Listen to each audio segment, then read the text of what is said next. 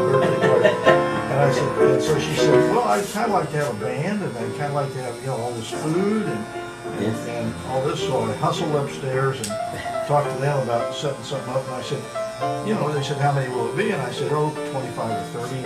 And so she made a list, and it was, 100 some people, Joe? A lot of people. And I went to Joe, and I said, Joe, I need a band. Joe said, don't worry about it. I'll take care of it. I got it. And he got it, and he brought his band in, and they were wonderful. For the beginning, I started my career. I'm a 5th generation barber.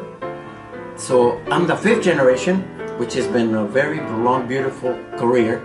And along with that, my father was a very famous musician in Mexico.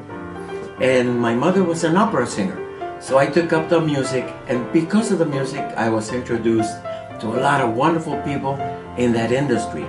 Among them, from Gregory Peck, from Frank Sinatra, Dean Martin, everybody from that particular era, and I've had nothing but wonderful experiences. Among them, the best experiences I've had in my career was meeting very good friend, Mr. Frank Sinatra, may he rest in peace, God bless him, and all the experiences I had playing for him on his birthdays. Mrs. Sinatra, Barbara Sinatra, was very, very kind to invite me to a lot of her fundraising campaigns, and we did that.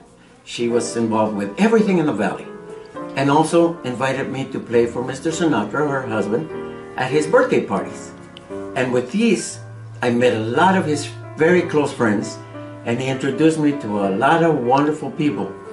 And basically, I didn't know any of them because they were unknown to me. But we continued every year, until his very passing. So I'm very proud to share that with you. But the experience I had with these people, especially with Mr. Sinatra, I'd like to name him above all, because of the fact that he always was so generous and very conscientious of the entertainers. I'm a mariachi. I play mariachi music. And he was always so conscientious of us. He would always have a separate table and invite us to dinner while he and his guests had dinner. And he says, I don't want you to play for me. I want you to have dinner with us.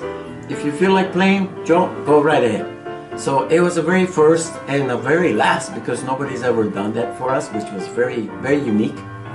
But among those people, we had the pleasure of meeting some of his friends, which was one, for example, that I can never forget, is Mr. Gregory Peck.